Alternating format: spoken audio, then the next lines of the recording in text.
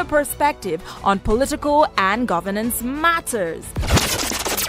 This quarter on Citizens Hour, we spotlight issues on democracy, civic education, women and youth participation in governance, and other policy issues. Every Saturday, starting at 10 a.m. and a repeat broadcast at 6 p.m. on West Africa Democracy Radio, 94.9 FM, Dakar. Also, don't miss our special monthly debate, which comes up every last Saturday of the month on trending political and governance issues in the sub-region. Citizens Hour on West Africa Democracy Radio. It's your time to speak.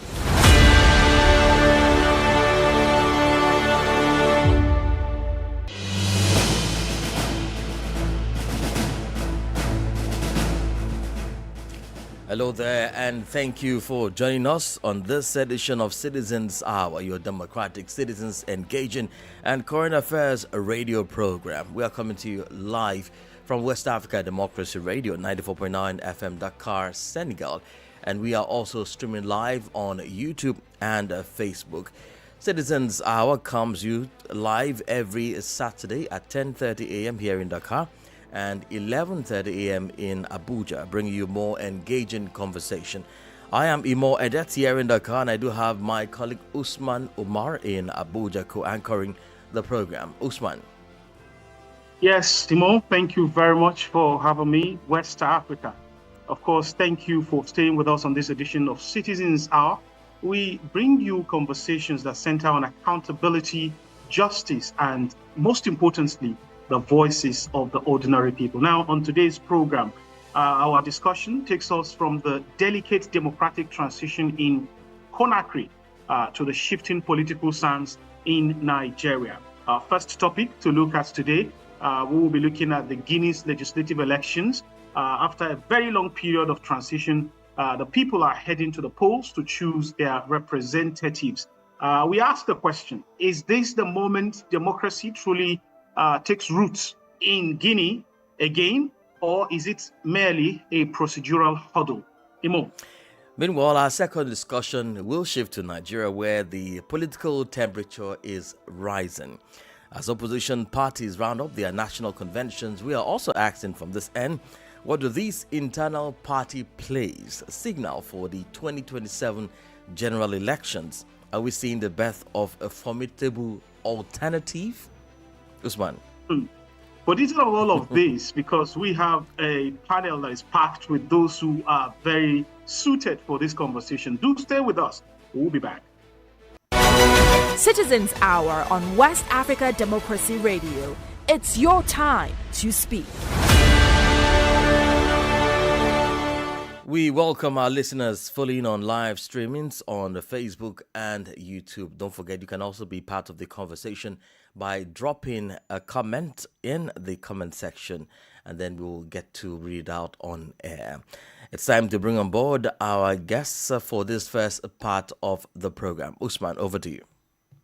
Yes, joining us for the first part of the conversation is Mr. Ouattara Siddiqui.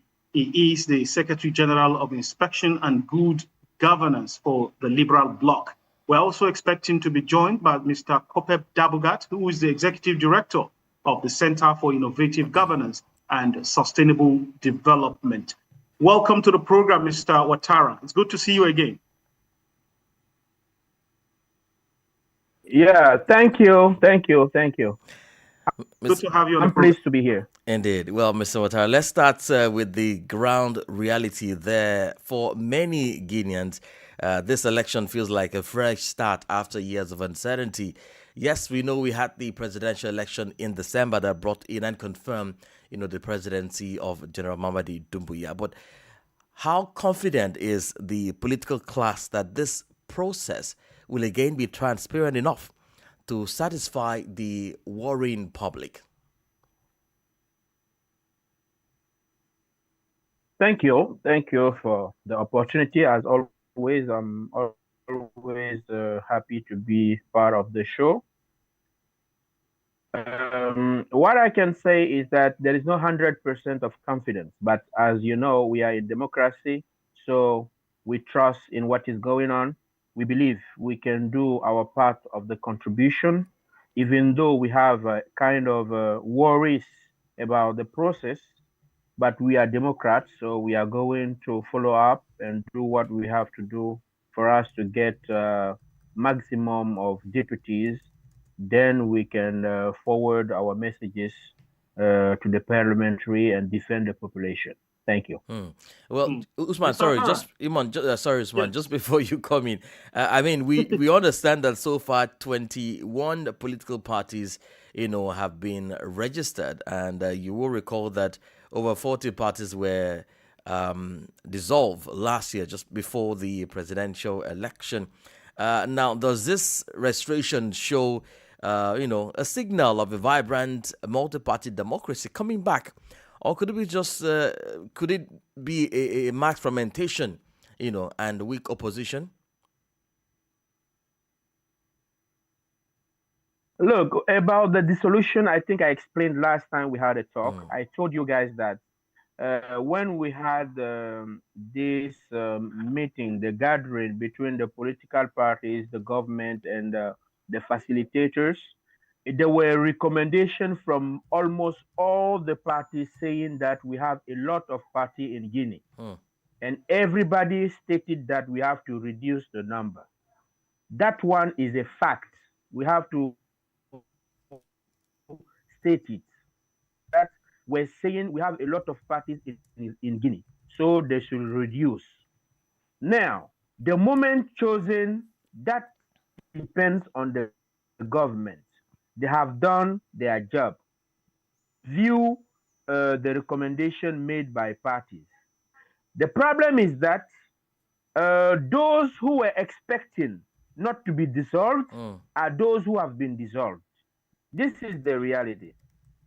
This is the real reality. Because most of the parties that have been dissolved, and especially those bigger parties like UFDZ, RPG, PUP, RD, they have a lot of parties that have been dissolved. But those we are talking about, I mean, those who knows are those so-called big parties in the past. Now, to come back on your question, saying that if the multi-parties is, guarantee. 21 party is a multi-party, so we do with it. Well, what a way to respond to that, Usman. Well, there is hardly any way that we can have this conversation without once in a while talking about the dissolution of those 40 political parties, including, as you have already acknowledged, the very major opposition political parties. And now we're heading to an election that is supposed to bring on board representatives of the people. And I say the word representatives in capital letters because that is the essence of democracy at the end of the day. Now, if you have already on ground major political parties edged out by the action of the government in power, how representative will the election be in the first instance? And then when we eventually have a house constituted of 21 political parties, as you have said, where do we leave the very need for a true representation and true opposition for in a democratic setting? Look, this is a new vision of democracy in Guinea. I have to be honest with you, not because I'm linked to the government or I support them or whatever. This is my point of view, is my opinion, and I read this at school, and it has always been my position. Democracy has to be adapted. It's not because in France, democracy is ruled or is managed in such a way, it means we have to do the same in our country. Every country has its realities. In Guinea especially, there is one word that I dislike, and I always say it, the word opposition. Especially this is for whole Africa. Why do we think people who are fighting, who are struggling for a country to go forward, have to call themselves part of the government and opposition to the government? This is a question we have to think of. There should be another word, because you and I, as soon as I'm said or I'm called your opponent, for sure it will be difficult for you and I to work together. And this is one of the mentality issue we have in Africa. As we start politics in Africa, we have divided the same children of a country, the same intellectual of a country who are willing to develop a country, call themselves one in the right side and the other one in the bad side. It can work like this. We're all fighting for the development of the country. So, personally, I don't like the word opposition. This one, I had to state it. Now, let's come back to the multi-parties and all those things we are talking about. Today, one thing is clear. The way politics was done in Guinea was not fair, was not clear, was not honest. Because first, it's not everybody who has to do politics. We all agree with that. But in Guinea, what happened? Somebody is minister.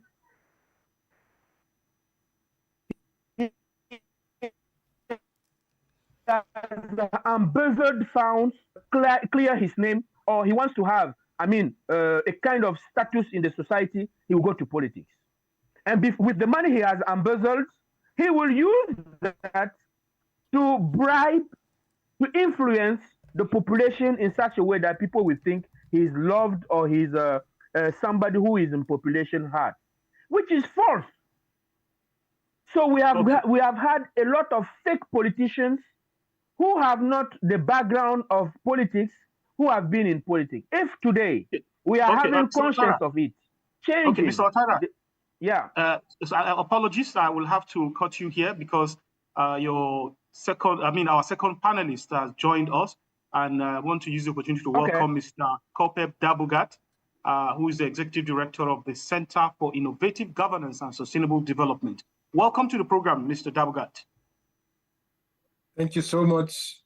All right. Thank you very much. It's good to have you join us. Now, Mr. Ouattara, just before I cut you, of course, the question we asked was how representative will that assembly be if finally constituted, having already major political parties edged out of the contest. So I want you to wrap up your contribution on that so that we can take on Mr. Dabugat. Thank you. Look,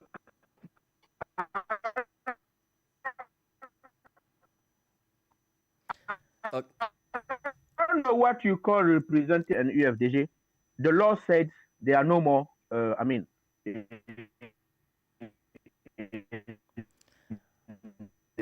think the network is playing some tricks with us here, Mr. Ouattara. In the competition. Doesn't mean I agree with it, but Mr. Ouattara, can you hear me? Yes, but we will come back to you. Can you hear me? Yes, we can hear you now. Can you hear me? We can hear you, Mr. Ouattara, but we'll come back to you. Let's cross over to Mr. Dabugat. Mr. Dabugat, thank you so much for joining us, and welcome to the program again. Well, you've heard from Mr. Ouattara. Guinea is preparing for parliamentary election, and so far 21 political parties have registered. And we are trying to see, is this the awakening of democracy or instilling democracy in Guinea? What do you make out of this? No, thank you very much for this. And I think, first of all, let me just pick something from the comment of the last speaker. He was hammering on the idea of an opposition and a ruling party. I think that is a very, very important thing that we need to note in Africa, in African democracy, because we have to pick the thing from the basis of the African society, which is the community, the thinking about community, right? In the community, every action in the African community, that is, every action is designed such as to bring every member of the community to a common platform, to a common level. So, so in the first place, this democracy we are practicing in Africa somehow doesn't fit right with our fundamental cultural orientations. But well, we have been caught in it through colonialism, so we have to find a way around it and merge it with our social realities in Africa. That said, let me go forward to highlight what I think about the current situation in Guinea and what is happening. Yes, we've seen a month ago the deregistration of or dissolving of political parties. 40 political parties. Yeah. And that seemed as if or the government was about to create what was called a one-party state. You know, in any case, in Africa, these days, all African countries are somewhat a one-party state, whether we like it or not, whether the trappings are there visibly or not, because the ruling party takes everything for themselves and leaves everyone. It's a zero-sum game. You know, the winner takes all. You know, so in reality, we are practicing a one-party state in Africa. But yes, we have to also acknowledge that some of the governments are giving prominence to a semblance of a multi-party system, which is a good thing that we can build on. Now, we've seen again a few days ago, Guinea has registered 21 new political parties, and we're beginning to also have the hope that perhaps Guinea will return to the multi-party stream, system stream. But I think at the moment it's too early to judge how these political parties would be. My position at the moment is that I have not yet x-rayed the laws governing political parties in Guinea, so I will not be able to say much about the issue of how ideologically sharp these parties are, how committed or how resourced these parties are, so as to begin to gauge the powers that they can bring to play in the elections, upcoming legislative elections. All right, sir. But I think a major thing that has been already laid, a major foundation that has been laid for what will transpire, is the fact that already the presidential election has given a very clear foundation to the process. And I think even the legislative elections will not take a different character from what the presidential election has shown. Well, talking about political parties, let me cross over to Conakry. Mr. Ouattara, what does it take for a party to be registered in Guinea? And do you think some of the requirements could actually exclude some certain groups? First, I would like to correct something. I heard we have 21 new parties. No, we don't have 21 new parties. We have 21 parties that has been, retained, which have been recognized to be correct and to be in the rule to be candidates. This is the reality. It's not 21 new parties. They were already existing. And about the question you asked, first in Guinea, if you want to be a movement, a political movement or a political party, there is what we call a period of exertion. So you can take time. Can you just give me 1 minute? The kid is crying. I want to call the mother. Okay. Come and take care. All right. Thank you. Let's cross over to Mr. Dabugat. I mean, what Just does this tell? Yes, please go ahead. Mr. Dabagat, what does this say about Guinea and the fact that there were serious concern even before the election, knowing that over 40 political parties were dissolved, including major parties, in that situation. You also talked about the awakening of democracy in Guinea. Is that going to be the case? Do you have faith in this new democracy in Guinea? Well, every move in the direction of progress is always welcome, and in terms of democracy, this is a welcome development that new political parties have been registered, which shows that there is a semblance of a pluralistic society. But in terms of the actual, what will eventually happen in actual fact is we are yet to see how these political parties will take root. However, one thing that is sure is that, as I said, a step has been taken towards progress. And now we can say Guinea is a multi-party state. That is significant in terms of the framework and all that. But where are the patterns of social networks, the patterns of relationships in the society? How have these, really influenced the formulation of these new political parties? I think that is where we need to go. How are the ideology settings of these political parties constructed? How are the programs, the manifestos of these political parties constructed? I've not seen any yet, so I will not be able to comment very far. But okay. I think the deregistration of the 40 political parties, is it that some of these political parties have now been brought back? Is it that some of these political parties have been, have taken a new leaf of life to exist, or have they been able to realign with other forces in the society to form new political parties? I think that is where we need to be looking at. Okay. At the I issue. think that, if not, what we have. Yeah, please go ahead.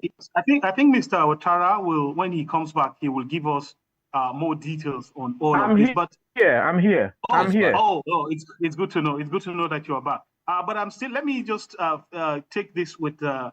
Dabugat one more time, because very recently we saw African Union taking some steps towards lifting sanctions on Guinea, and you have talked about the fact that we're about to have elections is even a progress in the right direction. And the question I want to ask is, the same ECOWAS, the same African Union that has expressed zero tolerance for military-led changes, is now about to, lift sanctions on Guinea.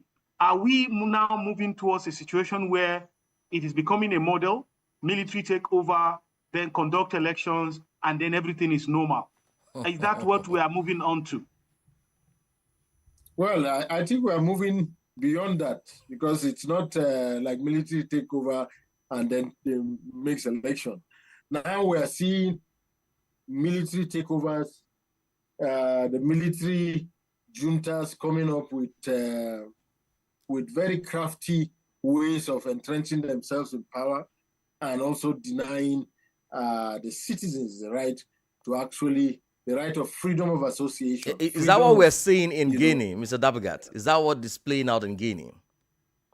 Well, it seems so, because, you cannot visibly be able to explain why the three major political parties that have been there for a very long time been deregistered. It's not as if they have actually not really been in the space. They've been in the space. They may have one or two issues. They may not. Maybe the government has increased the fees they are supposed to pay for their licenses and all that. and then all of a sudden, without any grace period, you pounce on them and deregister them. This sounds like a draconian set of actions, against these political parties. So we may assume that somehow the Guinean junta wants to actually find a way of doing away with the opposition. But looking on the other side, you will see that also perhaps the political terrain or this move of registering new political parties is with the intention of renewing the political system of the country. And that may be a positive which can come out of this process. A renewal is always very good in bringing up new voices, new perspectives, and new initiatives into the system. I think we will just need to take some time to see how it pans out. Yes. All right. Thank you very much. Mr. Otara, do we have you? Yeah. All right. I'm around. Very good. It's good to have you back. Now, the Guinea's 2025 constitution introduced a Senate alongside a 147-seat National Assembly. And of course, the president was elected, won with a vote of over 86%. And a limited contest has been attested to by election observers. Now, what mechanisms exist today in Guinea within the new that will give this new legislative structure the actual power to conduct oversight on a government as powerful as that we have in Guinea today? Will the incoming parliament be able to function with respect to checks and balances on the executive power, or, as we always fear in Africa, are we going to end up with a rubber stamp National Assembly? We hope so.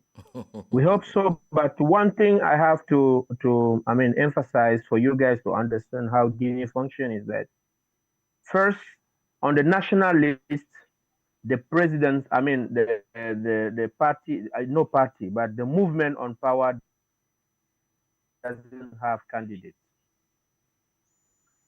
The national list, because we have three elections. Well, let's say four. We have the national list. We have the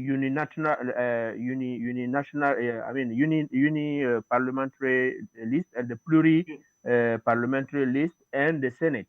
These are the four. Yes. The first one, the national list, there is no GMD. There is no GMD because they are not parties. There is no GMD because they are not parties. Okay? Yes. This is first. So it means on over the 49 deputies, there is no someone called candidate of the power. In other words, the ruling 49. party has no candidate for the parliamentary election. Yeah, it's true. No candidate. No candidate. But what we have seen is that people they wish to accompany went to sign partnership with other parties. This is what we have seen. Like there are people we know they are to the power, certain parties. This one we have seen it. Okay? But there is no candidate for the power. There is no candidate having the name GMD on the 49 national deputies.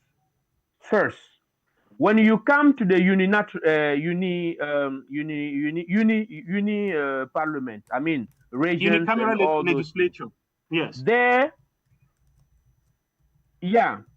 There, all the candidates having the stamp of the power are independent.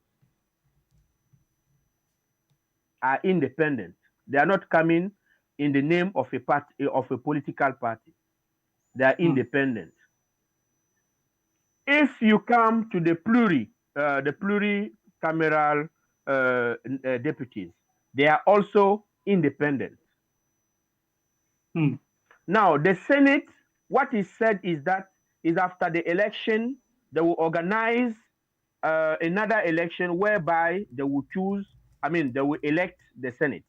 This is the process I know. I am on the list. I'm on the national list of my party. So what is clear is that I'm not defending the government. Okay. But I'm part of a generation. I'm part of the generation that has always said, we need to change the way we do politics in Guinea, especially in Guinea, but in Africa. Because how do people go into politics? I, for instance, I'm from a department of law and political science. Somewhere, good or not, if I do politics, people can understand. People can understand because they can say, yeah, he has a background. At least he has basis of politics. But it is here you see people who have no background in politics, who has no basis, community basis.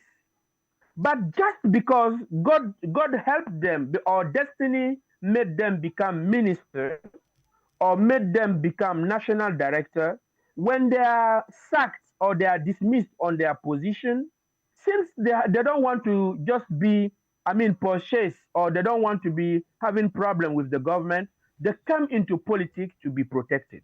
This is the reality. If everybody have to act like this, how are we going to be leaded?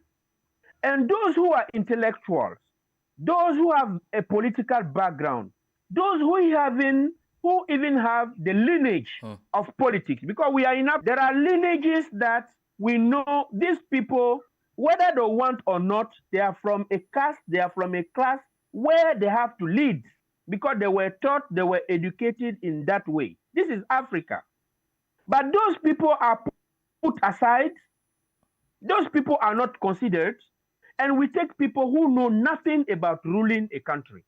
They become politicians. What they can do is just to share money, share materials, share dreams to people. And when they are in power, they just fill their pockets and nothing for the population. Mr. Ouattara, let me come in. This is the sad reality. Yeah, in Africa. Let me come in here and look at the voter perception and also a bit about the citizens. Well, now we know that this 21 parties, have been recognized to run for the parliamentary polls.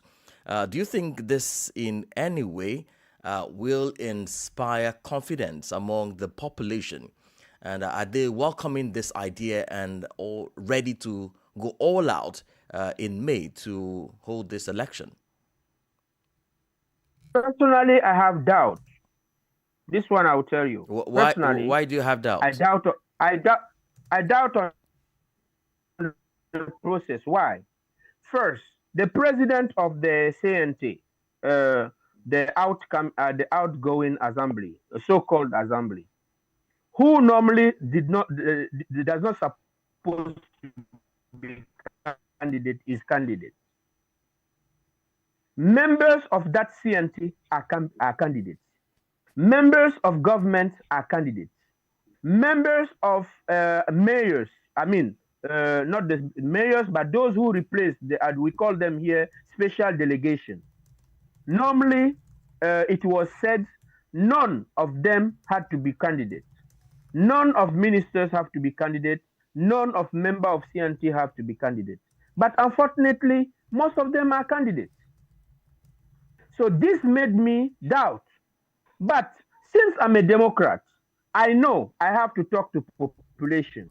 I will talk to population, tell them this is not normal. These people don't have to be candidates. If you choose to vote for them and they are elected, it's your choice. Because democracy is that one also. You may disagree with things, but you don't decide people to stop or not. What you can do is to explain to population, up to the population to vote for them or not. This is the rule of democracy. So this is my argument. I personally, when we start the campaign, what will be one of my arguments is to say, this guy you see before you is part of a group who was said since the beginning that they don't have to be candidates. Today they are candidates. You, the population, you are the one who have to elect us. If you vote for him and he is elected, you choose him, not me. All right. And thank it you is very up much, to the Mr. Otara. population to choose or not. Yes, thank you. It's of course that is part of the beauty of democracy. As you have emphasized, you may disagree with somebody, but you can't actually dictate for them who to choose. Now, let me come back here to Mr. Dabugat, because civil society plays a very crucial role in all of this. Now, opposition leaders in exile called for what they refer to as direct resistance following the dissolution of their political parties. Now, in an environment where, especially in Guinea, where protests are restricted, major media outlets are being shut down, they have faced some kind of shutdown, what role is left for civil society to play? And particularly the youth during the election cycle. Of course, Mr. Ouattara has mentioned the fact that the population needs to be informed. And these are our instruments through which the population gets informed about political choices, the media, and of course, civil society who carry out this sensitization. But we have also seen them. There is a very loud call in Guinea by especially those leaders in exile saying that the civil society groups should distance themselves from these elections. What is left for civil society civil society groups to do in this circumstance, Mr. Dabugat? Well, yeah, thank you so much for this question. The fundamental thing at the moment is that the civil society in Guinea is facing a lot of restrictions. And even the media, whom you talked about, is part of the civil society.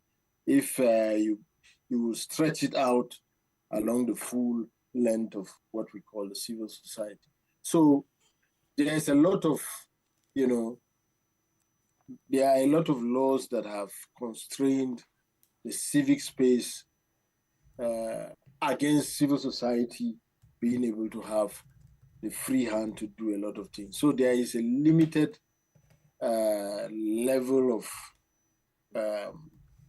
engagement that the civil society can do. However, even beyond that, civil society, unfortunately, these days has been politicized.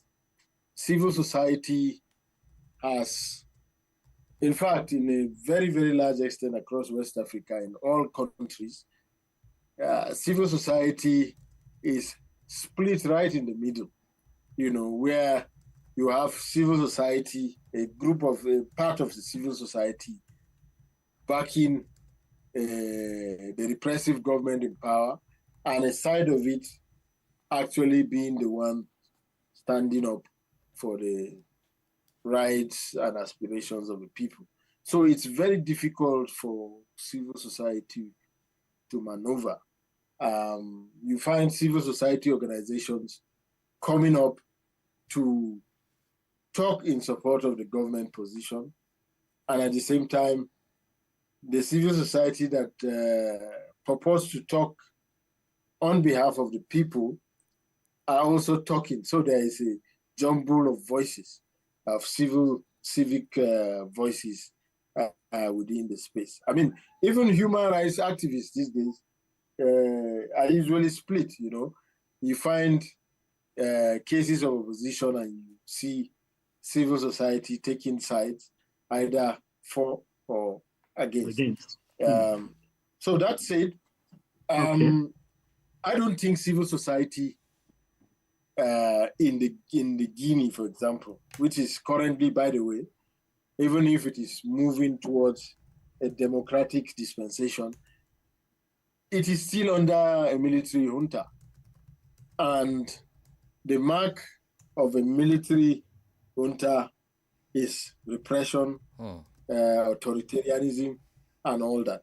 So until we see Guinea turning the full leaf, we may not be able to conclude and we say still can't have confidence right now. Society. Is that what you're saying, Mr. We still can't have the confidence right now, even in the present government. We can't have the confidence to say, because I mean, the classification, once you classify Guinea, you will say Guinea is under a military regime. Whatever the gains that have been made, whatever the direction we are going to, we know that Guinea at the moment is under military rule. So there are excesses that may come up even at very short notice, even without provocations. All right. So we cannot hope to have a balanced, a straight civil society in Guinea at the moment. Indeed. Well, as we round up this conversation, I would like to throw my last question to Mr. Ouattara. I mean, the election holds after Tabaski or after the Eid festival. What should we be expecting in the coming days? Do you see the population rallying around this 21 political parties that will be going for the parliamentary elections? Look, the same way you see things being renewed, I mean, political parties being renewed, is the same way the population also are renewing the mentality. This one, we can see it even on the field. In the past, when there were elections like this, you would see a lot of gathering and a lot of things, population interest in the election, interested in going to the different candidates, gathering there, shouting, doing things. But actually, it's like the population is having a kind of maturity. Maturity in such a way that they are fed up. They are fed up of politics in Guinea, let's say in extension in Africa. We have new kind of population today. And I can tell you, this coming days, people will be listening to candidates. And they will really be listening to them. And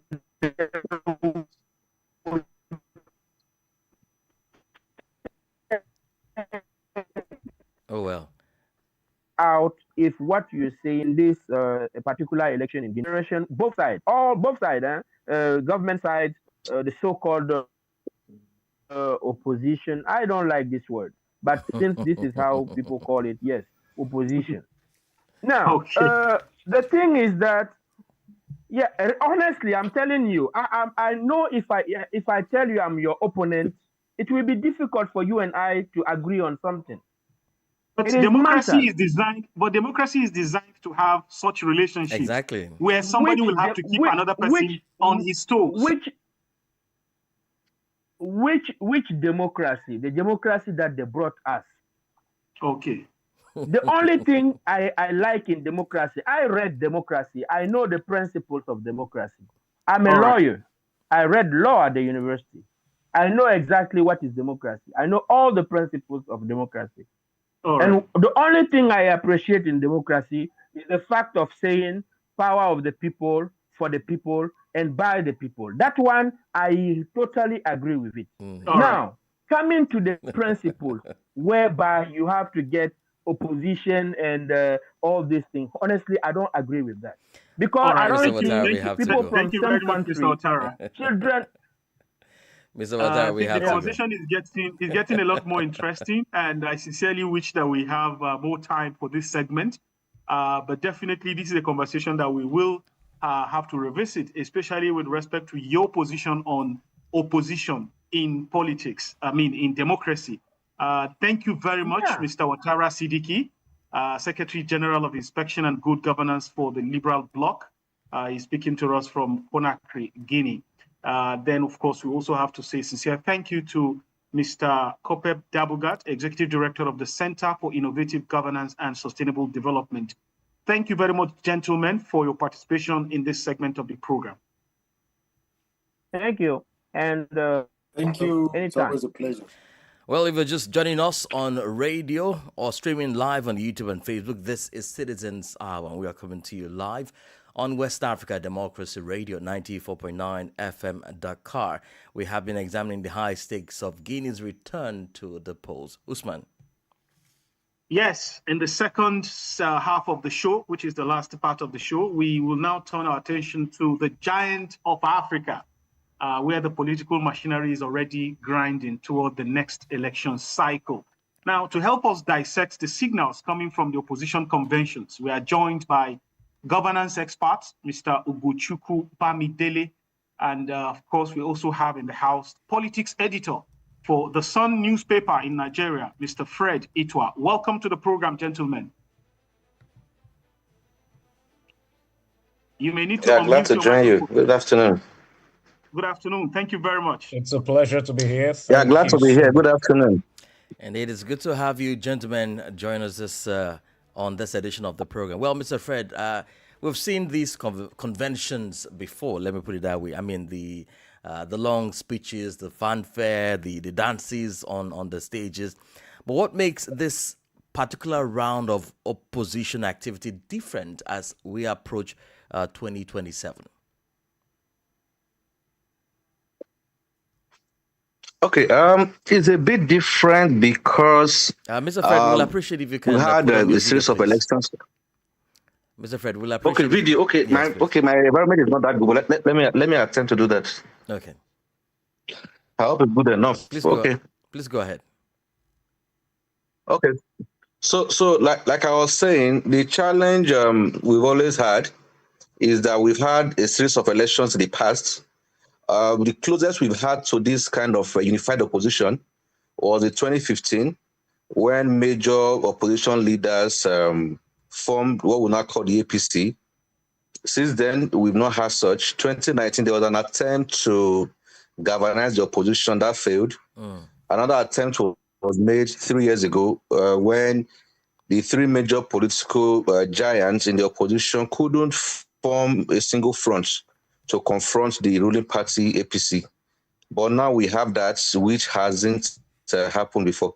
So that has kind of signaled something new and created this unsettling environment for the ruling party, that if you can have three persons with combined votes, that was almost double of what the current president had 3 years ago, it means they're able to bury their personal differences, personal ambitions, and can create something that is central to what Nigerians want. They may spring up a surprise. That is the belief that they have. Of course, the ruling party, like we know, is not leaving anything unturned. If we know the man in power, the president, and we understand his modus operandi, we should also know that it's a case of the voice of Jacob and the hand of Esau. If you understand what happened in Lagos during his time, when opposition for almost 25 years couldn't breathe.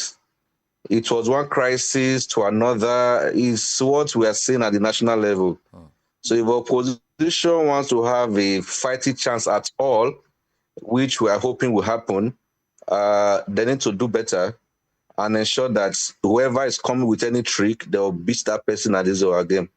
Hopefully, interesting times are ahead, and we're hoping it gets better, because if we are tilting towards the one-party state, like some people want, it's not healthy for anyone. And whoever feels is not competitive enough to run for an election should step aside and allow those who want to give room to dissenting voices to step into the stage. Osman. Thank you very much. Thank you very much, Mr. Fred, for that very background to this conversation. Mr. Ugochukwu, before we come to you, just give us a minute. We had gone to the street and spoken to some Nigerians on this very matter. And so we want to have a feel of what Nigerians are thinking before we come back to you. Imo. All right. Well, maybe we can take the sounds now. Kamara? Nigeria's recent opposition conventions, especially that of the African Democratic Congress, suggest that they are trying to forge a viable coalition that can succeed in the 2027 general elections. You notice that they amended the party constitution, they suspended zoning rules, they installed a new leadership led by the experienced David Mark. So it seems they are trying to remove internal hurdles that could prevent them from accommodating defectors, negotiating tickets, and basically clear the way for political deals. Yeah, for me, opposition is a welcome development, because for every successful democracy, there must be a very strong opposition party. That is why even in America today, you see that they are succeeding in their politics, because they have the Democrat and the Republican. However, there's a dangerous trend that is currently ongoing here in Nigeria today. The ruling party is trying to silence the opposition, which is wrong, which is very wrong. In all these conventions, one thing is similar, which is the fact that there is huge disunity in the party. And that is the reason in Ibadan, convention of the PDP, some members were expelled. In the ADC convention that held recently, some members were also expelled, which means that there's huge concern about disunity.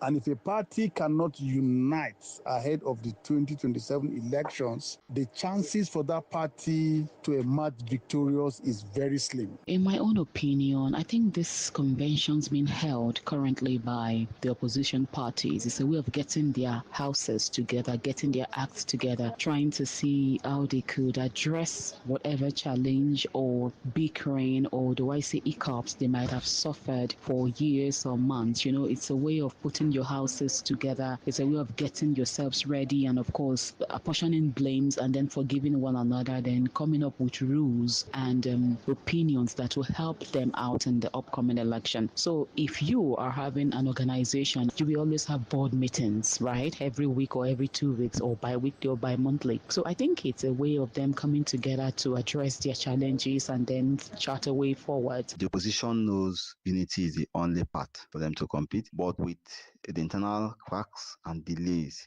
time is running fast and out. June 7th, we test whether they can move from talking about unity to actually achieving it. So we just hope that there's a pathway for them to move forward. And the voices of Nigerians there speaking on the opposition conventions that have been happening in the last couple of weeks. Well, Usman, over to you. Yes, very interesting because Fred has already given us a background, especially to the character of the president as we have it. I mean, giving us a historical context to when he was in Lagos and how he treated the opposition, because we have seen the signs, because it's not by coincidence that any time that he is in charge, opposition will always find one reason or the other to have internal crisis. And of course, at the end of the day, he will, his party will dominate. But what we have in Nigeria today is a very unique one. Someone says it's actually unprecedented because for those who are following Nigerian politics, PDP, for example, has been standing as a major opposition since APC came into power. And as we speak today, this henchman of PDP, in the person of the minister of the FCT, is serving in the cabinet of the APC. I don't think we've had this time before. So I go to you, Mr. Bamidele. What do you make of what we have today as, which one is the major opposition party today? As which one can we refer to as the major opposition party in Nigeria today? Let's start from there. Very interesting question. Thank you once again for having me on today. It's a delight to be here, and good afternoon to Fred. Thank you for doing this with me too. But quickly, your question is, which one is the major opposition party in Nigeria? My answer is simple. If you go by the principle of democracy in itself, you shouldn't even have a major opposition. It's a field where everyone is allowed to play, right? Now, I also envisage that what you mean by major is the quality of the individuals and how deep the pockets of those individuals in the party that you're referring to as the major opposition is, or maybe because that party has been able to produce people either at local government levels or at state levels or at state national assembly levels. Maybe that's why they will be referred to as major opposition. I think that every political party that's not in power is a major opposition. It now depends on how strong their voices are. So if you're referring to major opposition based on how strong their voices are and how much of engagement and holding government to account that is happening, then maybe we might answer the PDP, the ADC at the moment in Nigeria, right? But have these two political parties also been able to hold government, engage government, critique government policies in a way that shows that they have an idea of what governance should be? My answer will be no. So if we go by that, it means we do not even have an opposition. We have a bunch of people who are power hungry, who feel aggrieved because The government at the moment doesn't favor them.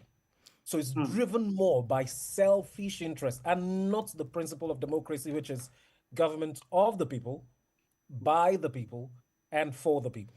Mr. Bamidele, what will it take to have these two come together, the ADC and the PDP, for us to have similarly what we saw before the CPC and the Buhari's party coming together to have the APC? What will it take to have this two, one coalition, one opposition party come together to have a formidable force? What would it take to have the PDP and APC and ADC yes, come together to form a formidable front? At the moment, I think they're together. How do you Peter mean? Obi used to be in the PDP. How do you mean? He's in the ADC at the moment. Alhaji Atiku Abubakar used to be in the PDP. He's in the ADC at the moment.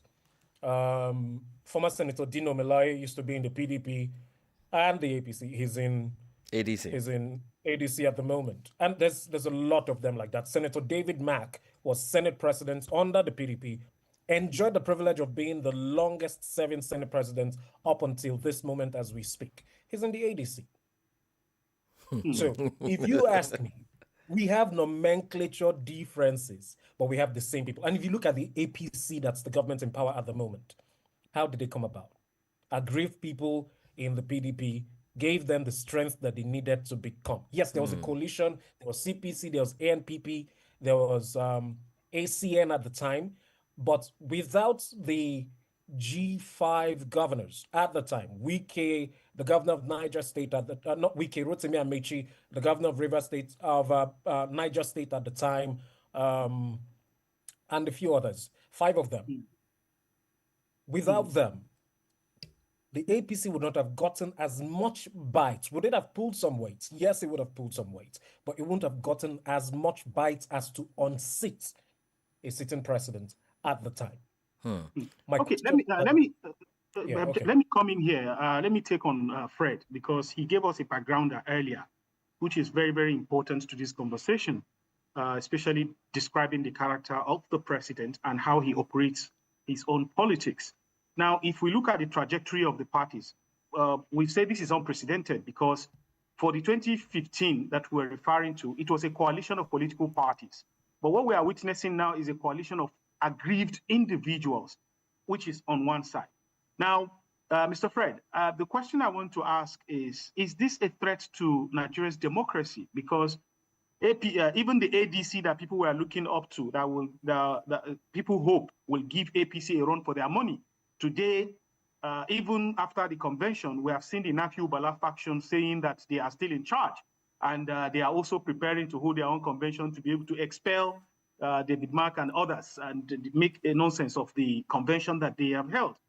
If we continue in this trajectory, do you foresee a threat to democracy in Nigeria as we know it? Okay, now, I don't see any threats. I only see a situation where people will just get this cold feet to participate in elections. And let me try and explain what I'm trying to say. The question you asked Mr. Bamidele about the biggest opposition party in Nigeria, in the past it was easy to say, okay, the PDP, Labour Party, the APC or whatever. That was because then the dynamics were different. Now you have the biggest opposition movement in Nigeria, which is the social media. And Nigerians who have used that platform to vent their anger, to stray what the government does, and to project what they feel should be done. Although I'm a part of the mainstream media in Nigeria, that traditional media has been largely compromised, where certain stories can no longer fly. So people now resort to social media where they vent their anger. Sometimes people tend to follow that pattern. And for me, that's the biggest opposition platform you can get in Nigeria. I just wanted to put that aside. But talking about the parties, ADC will survive. Of course, we're waiting for the Supreme Court. By Wednesday, hopefully they will come up with a definitive judgment on that, and the real politicking will start. But what should worry Nigerians is not whether the party will survive, is the internal wrangling that is already brewing within the party. The longest serving presidential aspirant in Nigeria, that's the person of Atiku Abubakar, granted an unnecessary interview during the week where he referred to a former president as not being experienced, that will be his last outing, and that if he doesn't get a ticket, he will support whoever emerges. That was too early when they are still at the formative stages where they are supposed to leave personal ambition aside and build a strong coalition. But to come up early in the day to talk about how you are the best, it was unnecessary. Well, Mr. Fred, do you think Nigerians are paying attention to some of these things that you're talking about, the convention, the statement, or people are just the typical Nigerian spirit? Anything they give us, we'll take. Nigerians are very active now in government, very, very active. They don't just sit back and allow things to happen without their active participation. In the past, they didn't feel concerned, but an attempt was made 3 years ago where for the first time, an Igbo man won an election in Lagos State. That's Peter Obi. That has never happened in the past, but we saw that happen. So that kind of gave them this hope that yes, going forward, if we put our house in order and they have the right candidates that would ginger that social media base, translate election from there, translate that frustration from social media to the polling units, we will see a very big difference. Like I was saying, the biggest challenge of the ADC is that they have too many big wigs, and every one of them feel they are better than the other. And until they're able to bury those personal ambitions and tell themselves the hard truth that, look, who can we sell that can wrestle power from these people? Until that argument is advanced, agreed, and the decision is taken by them, Tinubu will just walk back to office without any serious opposition. That's the biggest fear, unfortunately. Is that a threat to Nigeria's democracy? I don't see that a threat. There will always be that heightened environment during elections where you will always think we are getting to the precipice, we will fall over the cliff. It will not happen. We've gone past the stage where Nigeria's democracy will be hijacked by one individual. Even though shouting on your mandate we shall stand, in their private moment they tell you the truth that the country is not working. But because they have to eat and fill their stomach, they will tell you what they want to hear. And the same way some person within the ruling party undermined the president in 2015, that's Jonathan, telling him that he was going to walk away. Where when they're with the president, they tell him what he wants to hear. But behind the scene, they are sincere as to the real situation in the country. So we've seen all of that, and we hope that things will change. Well, Mr. Bamdele, is there any behind-the-scene negotiations you think or power play that could actually shape the alliances which we are expecting?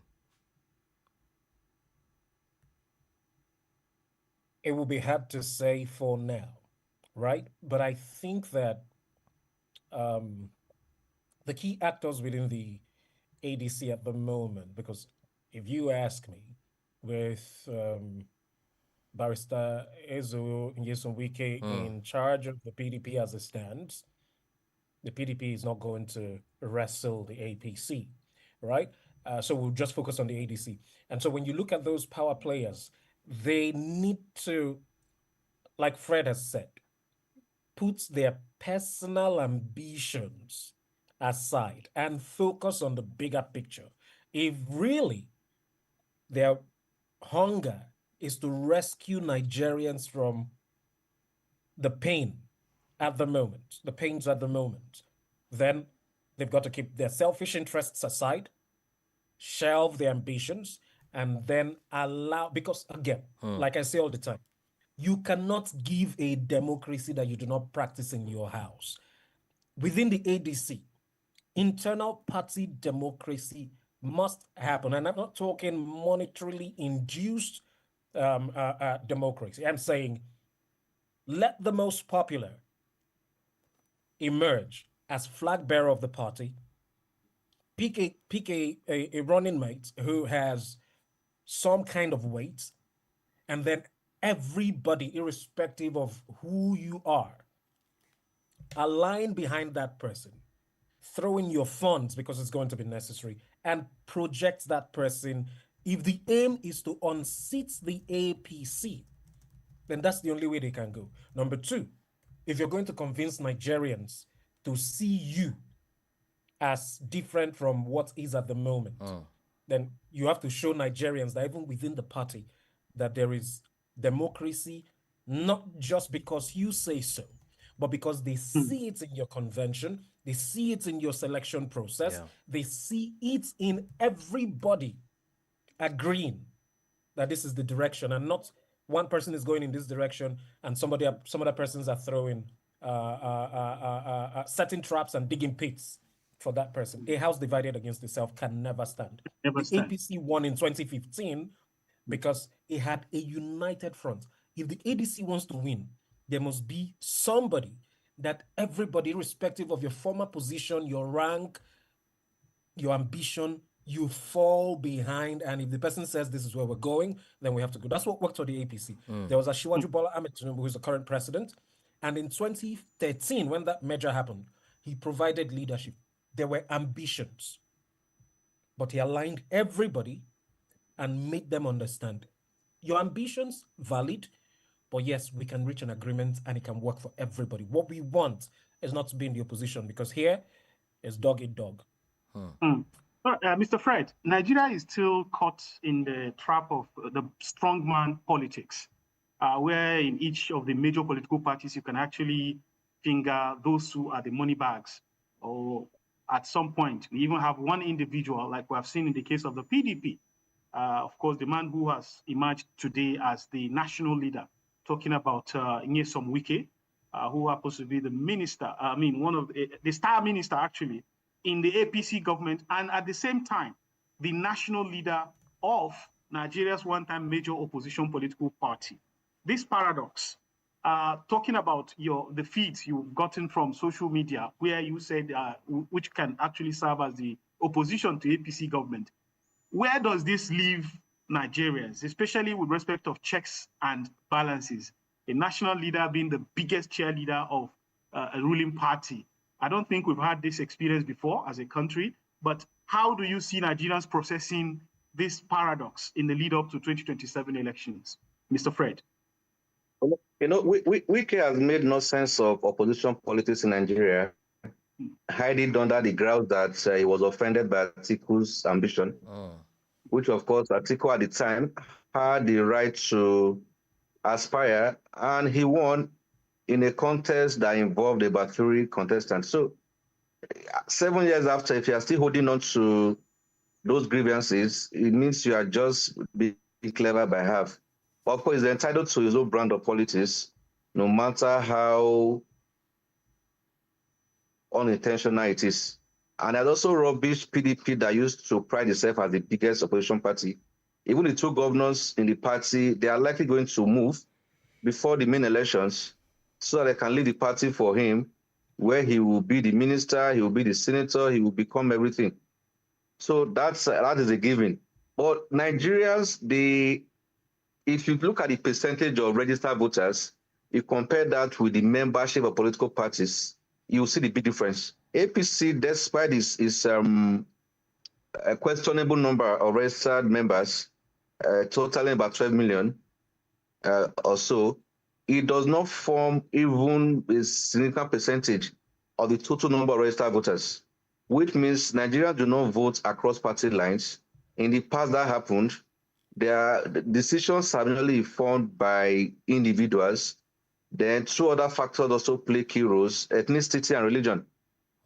We've seen that clearly. So these are the things that would largely determine how elections will hold. But the other determinant factor will be someone who feel aggrieved as a Nigerian now, who feel that he has not been well taken care of by this administration. Expectations are not met, inflation is high, nothing is working by their definitions. That man will not believe that you have to be Yoruba man and Igbo man to decide who you will vote for. Mr. Fred, did you And think that Wike, could change towards the election, as we saw in the it's last no, it's election? no miracle will no miracle will happen between an election day that will reduce the inflation, that will bring down the cost of a liter of fuel, that will reduce the school fees people pay. It's not possible. For instance, just 5-6 years ago, you could buy a Tokumbo car, let's say Toyota Corolla, for about 5 million naira. So that same Corolla is going for about 15 million. How do you even explain that? Imagine a civil servant who earns 70,000 naira. You earn your salary per month. What you can buy with that is a bag of rice. Whereas for you to move yourself from your house to your office, in a month you spend half of that money on your transportation. So it's not just realistic for people to survive on what they earn. That's for those who are even looking to have a job. Those who are not so lucky to have any, they barely survive. People are suffering and they're just waiting for that election for an alternative political party to have a credible candidate so they'll vent their anger by going to the polling unit. That's what will happen. But the major challenge is whether the will of the people will prevail. We've seen compromises in the past where elections are free and fair at the polling units, but miracles happen during transmission, and what we see eventually is not reflective of what people did at the polling units. We've seen that happen, and from the signals we are getting, I doubt if anything will change as we head towards the main election next year. Mr. Bamdele, what's your thought on that? I mean, we're already seeing, things like city boys distributing bags of rice, people in, the south, west doing stuff to buy people's vote. Do you think this will influence how the election will run in 2027? To some extent, the answer is yes, because again, politicians here have learned how to weaponize poverty, right? So they keep you impoverished for 3 years, and 1 year to the election, they come with rice, because you know you want to eat right now. Things are tough, things are hard, and so they're going to present what you want. The question is, have Nigerians learned that when they take these things, they suffer for another 3 years before these people come back to them again with another 5 kg that would not serve a family of 4 for 3 meals? So, is anything going to change? Is it going to influence the election? It will. Are Nigerians going to stand up? 2027 will tell. I can't sit here and tell you for free. But are Nigerians disgruntled? I don't know if it's to the extent that Nigerians were in 2015 when everybody unanimously said goodbye to the PDP administration because of its arrogance, because of its brazen indiscipline and pilfering of our common patrimony. Have Nigerians under the APC gotten to that point? I'm not sure, because you still see a lot of people who wear their sentiments just because he's a Yoruba man. We all have to align behind him. It's our turn. Let's not allow it go somewhere else. The other party is going to produce maybe a Hausa man or an Igbo man. Is anybody looking at the competencies? Are there people, are Nigerians going beyond their hunger, their tribal and ethnic sentiments to look at the capacity and the history? Because again, if you do not learn from history, you repeat history. Are we looking at the competencies of these individuals? Are we going to vote people based on their ability, based on the fact that in the period leading up to the elections, they've shown you? Because again, I mean, look at how opposition works. Let's use the people that colonized us, the UK, for instance. Opposition sits down. You can call it a shadow government or whatever it is, right? But you have people that every time that the government comes up with a policy, they sit down and they shred that policy and tell you how that policy should have been better. Because again, opposition's job is to help government do better. So your critiquing is supposed to help government sit up and align with what the hunger and aspirations of the people are as it concerns development. But in Nigeria, do we have that? You have opposition that's constantly on smear campaign, which doesn't yield any results in the end. Mr. Bamdele, I mean, prior to now, to this election before Tinubu came in, we saw we saw so much drama played out. We saw religious leaders, bringing out their voices. We saw rallies, several rallies. We saw campaigns here and there. We saw even the Nollywood taking part. We saw a whole lot happen before this administration. What has changed between then and now? Because we hardly see all of these things. And even if there's going to be any, it wouldn't really hold ground. What really has gone wrong between then and now? Let me start off from where you started from. We saw religious leaders. On a lighter note, did we see religious leaders? Or did we see costume-wearing individuals show up? Mm-hmm. I've not said anything. I'm just asking. You haven't. Right? You haven't. Yeah, at all. We saw money play a huge role. Again, hunger, right? We saw people who we assumed were doing well because they were in Nollywood, because they were doing whatever they were doing. But money induced what they were doing at the time, right? They were paid to do so. Literally, they were paid actors everywhere. Paid actors from the religious sect, paid actors from the entertainment sect, paid actors from the corporate world, paid actors. Everybody got their money to endorse who they endorsed, right? Now, the reality of the situation, how many years down the road from fuel going over 2,000 naira to dropping back to about 800, and because a Dangote refinery, a private individual, fought government and its institutions. Do you understand? Fuel dropped to 800. Today, a country that produces oil, that has one of the best crude in the world, large quantity, is depending on the war between America and Iran and the Strait of Hormuz. And we have 4 refineries, government-owned. We have the largest single-train refinery in the world. But the price of petrol in Nigeria is determined because there is a war and the Strait of Hormuz is blocked. Now, the reality of that is, you see all of those paid actors. In fact, I want us all to vote APC again. Let Asiwaju continue. Because you do not go to the market with your party card to say, because I'm an APC member, a bag of rice will be 15,000 or 5,000. A bag of cement will be 5,000. Dangote came out the other day to complain about, or to expose to Nigerians, that when you buy cement at over 12,000 naira a bag, you're complaining about your house rent. When you buy cement at over 12,000 a bag, the federal government gets over 6,000 naira from that bag. All right, Mr. Bamidele, let me come in here. Let me, because, every Nigerian, when you touch us, especially on this issue of the life that we live, we have a lot to say. Everybody, we have a lot to say. Let me go back to Mr. Fred, because he said something that is a bit scary earlier, that the mainstream media in Nigeria is already compromised, which you can hardly argue against this very assertion. And now we've also mentioned another segment, the entertainment sector, the religious sector, and of course, ultimately, the big elephant in the room, the civil society. There is weaponization of poverty, weaponization of suffering. And the difference between today and 2015 is that we had an opposition that was able to mobilize and galvanize all of these different segments of society. They took their time to be explaining government policies to the population, and people got understanding. And I think Sorry to cut you, an opposition that used propaganda and lies. All right.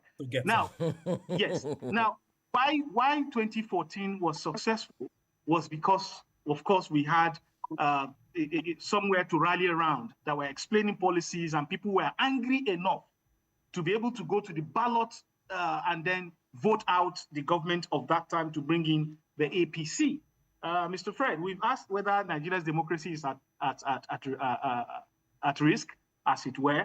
Now that we are here, where should Nigerians go to for that guidance on what to do next, in spite of the weaponization of poverty, suffering, and all that we are facing as a people today? Where do you think the inspiration is likely to come from? We can't talk about the opposition anymore. We can't go to the media anymore. We can't expect from the civil society. Where would we get this inspiration from to do the right thing? Okay, first in 2015, the opposition thrived because we had a government that was very accommodating and wanted a vibrant opposition to look at his activities and all of that. If you also recall, before 2015, they had the fuel subsidy protests that almost became a carnival in Lagos. If I recall, not a single person was killed. That was allowed. In 2015, the APC, as it were, held a series of convention and events at the Eagle Square in Abuja. They were allowed to do that because the government in power then allowed it. Then suddenly the people who claimed to be real Democrats took over. Of course, Bamidele rightly put that through propaganda and half truths, they were able to get power, and now they are there. The first thing they did rather was to go after critical sectors. The civil society guys were compromised. I will tell you how that was done. Of course, the media was highly compromised. Let me tell you what they've done to the media. An average mainstream media in Nigeria has what they call a retainership. I've been in government, so I know what I'm saying. They have retainership with the media house. For instance, Niger State, your state, they'll have a retainership with TVC, let me not mention it, with major media houses. So when the governor of Niger State does something that is very bad, no matter how bad, I assure you they will not report anything negative. Because if they do, that retainership that they have with them will be cancelled and they will lose some good millions of naira. So they have used that as a weapon to compromise the media. Now, also look at two aspects of the media we used to be proud of. Two leading social media, online media platforms. You know them, okay, Premium Times and The Cable. In the past, they were involved in serious investigative stories. Why not did you read any serious story from these two platforms? Do you know what has happened? Not government per se. They have started receiving grants from donors. And those donors are funded through the back door by government. So when you receive about $1 million from a donor agency, you have no moral right to criticize the government, who probably stood as a surety for you to get that. So civil society guys, they will compromise through grants that they get, because if they are too critical of the government in power, I assure you they won't get that. Then the mainstream media, government, they've used the back door to stifle them, so they cannot be the voice of the people. So I intend to establish these two areas so that Nigerians will understand how bad the situation is. Now, going into 2027, what should they look forward to? If there is a God, like some people want to believe or those don't want to believe, I'm sure he's the only one that can save them. If they are looking for a central figure that will galvanize that support, unfortunately, it will not happen. Because those that will lead that charge are not so innocent from those who are in power. Is it Atiku that will do that? Or is it David Mark who said Nigeria's telecommunication wasn't for poor people? Or is it Dino Melai who has never done any job in his life but lives a flamboyant lifestyle? Or is it who? Or is it Obi who people accuse of being economical with roots? So if you look at it, it's like selecting the best out of very bad people. And Nigeria will have to decide if they are better off with the current government or if they would align with whoever they feel will be the lesser evil. It's a difficult choice, but it's a choice we must make. If we align with the government in power, it means we are okay with what they are doing. Then if we go for the alternative, how are we sure that they will not do worse? Because in 2015, we were told that Nigeria was going to be rescued by a former general. But we saw security escalate and see where we are. Tinubu came and said it was his turn in Milokon. See how far we've gone with Milokon. All right, I think we have to round up now, Mr. Fred. Will it be different? All right. These are the challenges, my brother. All right. In 30 seconds, as we round up this program, Mr. Bamidele, based on the current signals, what do you think will be happening in the coming days? Should we see more defections, mergers, fragmentation in the months ahead to the elections?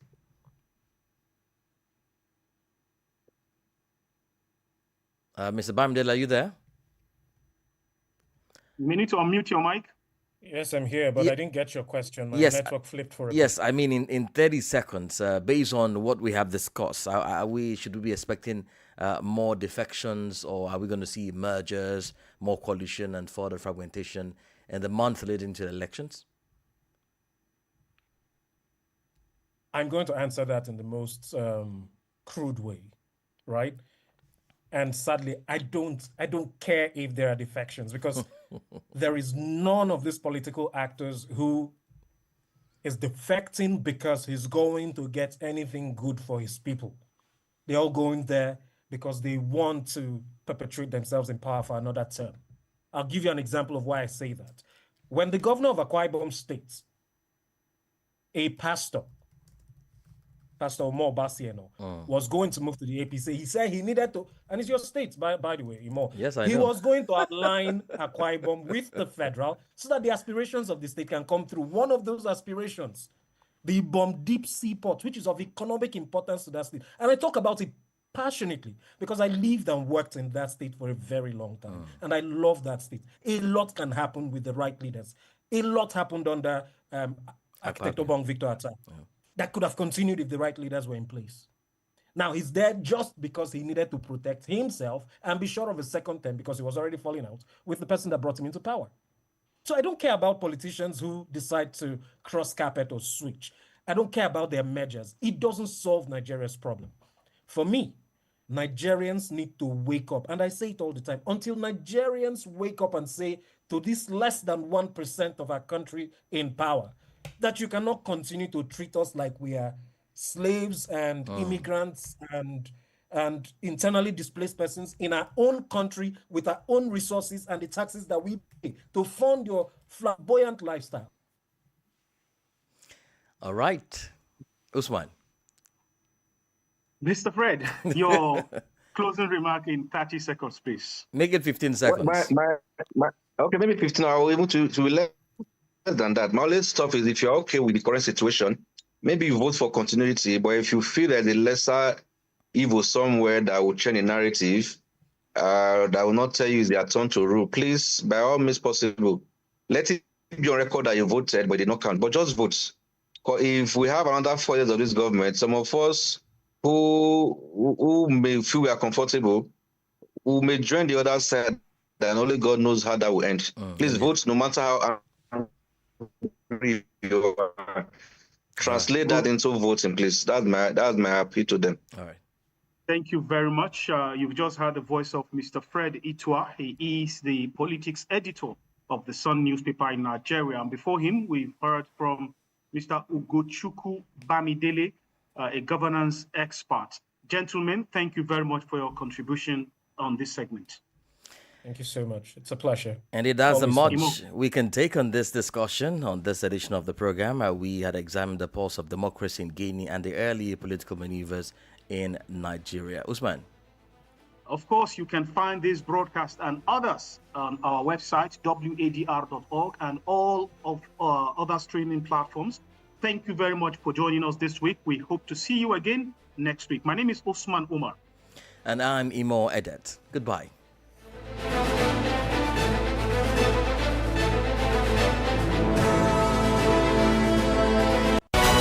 Citizens Hour on West Africa Democracy Radio. It's your time to speak.